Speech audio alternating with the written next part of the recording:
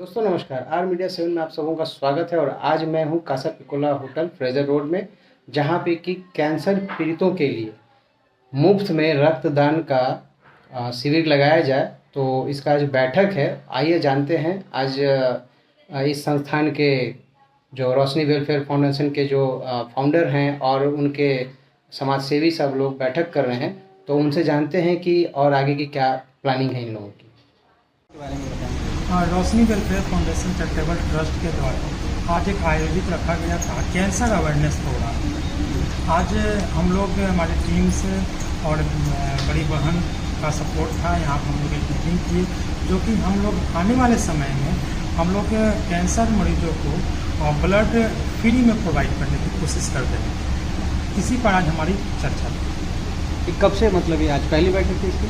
नहीं, ये तो करीब 4-5 साल से संस्था चल रही है, लेकिन आज हमारी एक पहली बैठक थी। जी, मेरा नाम कृष्णा सलीम है। हम सभी दर्शकों को मेरा प्रणाम। आज हम लोग यहाँ उपस्थित हुए थे कैंसर अवेयरनेस के प्रोग्राम पे, और ये बहुत ही समाज में जब भी जाइए तो बहुत ही मार्मिक दृश्य होता है। तो लगता है कि ब्लड की ज़रूरत है, और वैसे भी तो हम लोग सोचते हैं कि वही ब्लड कैंप करके और जमा करके जिनको ज़रूरत है उनको प्रोवाइड करें, और साथ ही साथ अनाथालय है और बुज़ुर्गों के लिए भी है, हॉस्पिटल में भी हम लोग तो सोचते हैं सोशल सर्विस जितना बन पड़े वो करना ही है।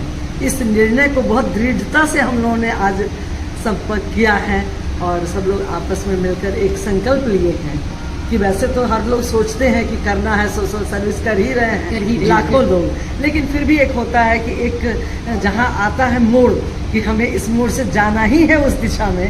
तो आज इस बैठक का मेन निचोड़ यही निकला कि सबों ने एक प्रण लिया है कि नहीं, हमें इसको अब बहुत ही साकार रूप देकर आगे बढ़ाना है। नमस्कार, मैं डॉक्टर आदिशक्ति उपाध्याय, और आज इस कैंसर अवेयरनेस प्रोग्राम जो है वर्कशॉप में मैं सम्मिलित हुई।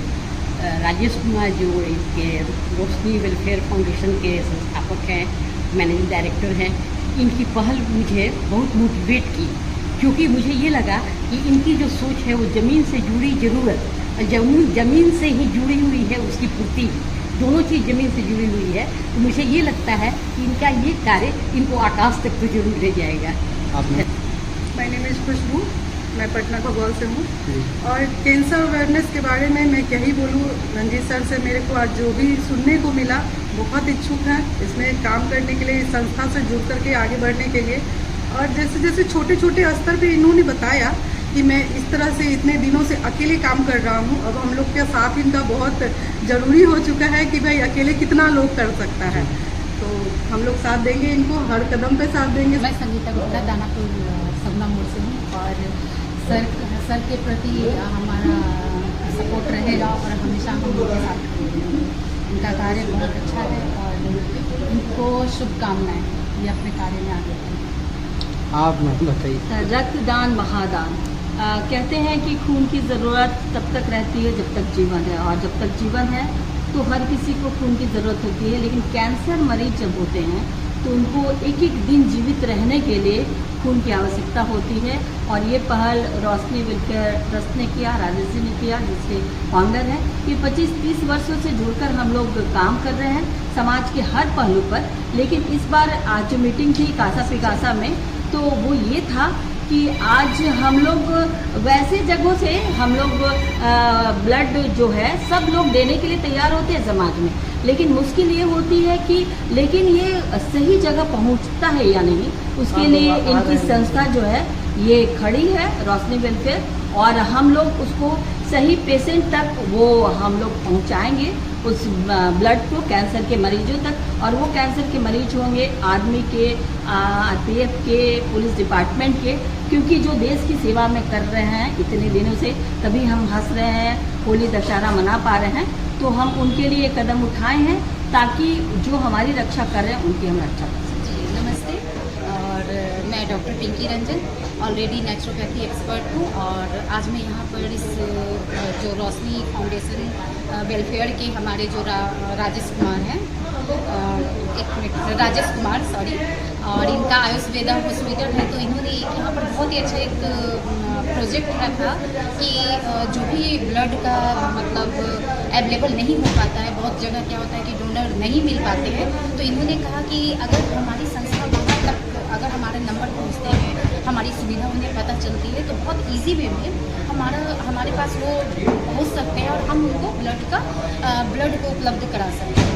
साथ ही साथ उन्होंने एक चीज़ और कहा कि एम्बुलेंस की सुविधा हम लोग करवा सकते हैं।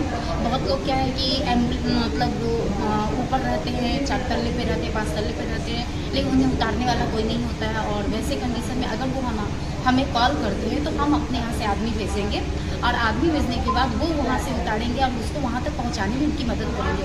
तो ये चीज़ हमें बहुत ही अच्छा लगा और हम लोग बढ़ चढ़ कर इस चीज़ में उन्हें ऑलरेडी हम लोग हेल्प करेंगे, क्योंकि ये बहुत ही अच्छा है कि अगर सचमुच सर्विस करते हुए भी ये सुविधा उनके पास नहीं पहुंच पाती है, क्योंकि कभी कभी पता चलता है कि जब हम हॉस्पिटल में भर्ती हैं और हमें जब आवश्यकता पड़ती है तो हम हॉस्पिटल वाले से पूछते हैं, तो जब हॉस्पिटल वाले से पूछते हैं तो वो भी हमें नहीं बता पाते, कहते कि आप अपना व्यवस्था खुद कीजिए।